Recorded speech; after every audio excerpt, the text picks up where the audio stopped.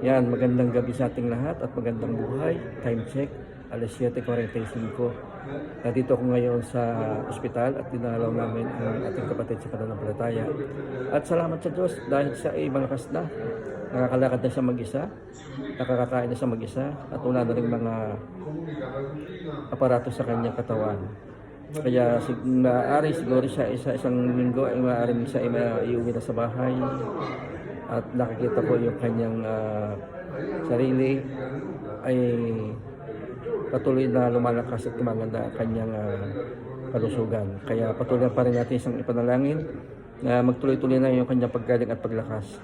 Okay, hanggang dito na lang po yung aking update, at sa mamaya ay update ko ulit kayo o kaya bukas kung ano na yung kalagayan ng ating kapatid sa pananampalataya.